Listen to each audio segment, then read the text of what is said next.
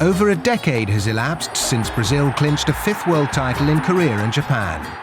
Their 7 wins from 7 games in the finals was in sharp contrast to their form in qualifying, which saw 2 coaches lose their job before Luis Felipe Scolari steered them over the line.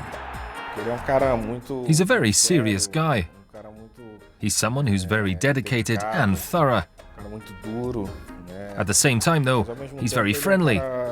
An intelligent guy who knows how to unite the group.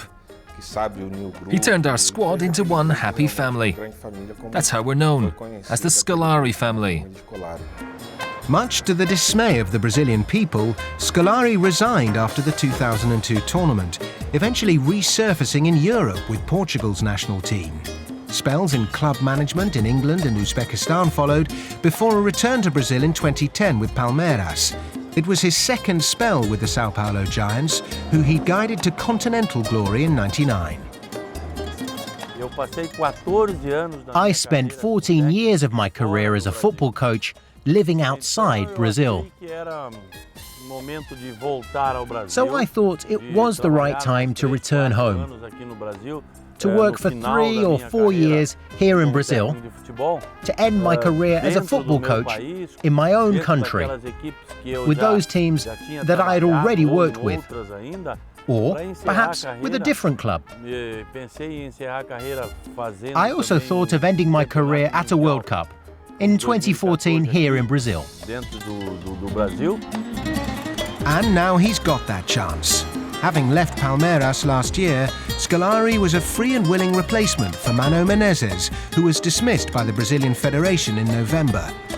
Scolari's return to the Selecao's top job was headline news in this football-obsessed country, where the pressure is well and truly on to land a 6th world title.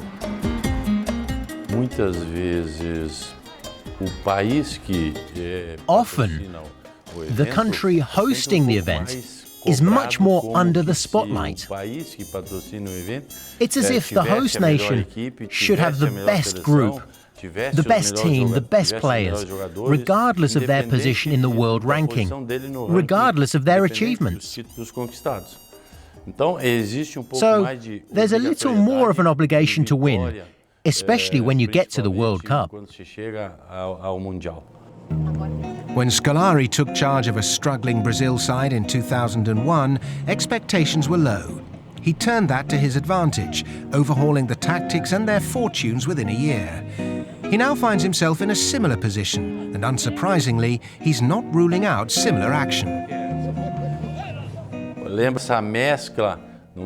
With the mix of players at my disposal, I can't say that I have an ideal number of certain players to work with, be it 1, 2, 5 or 10.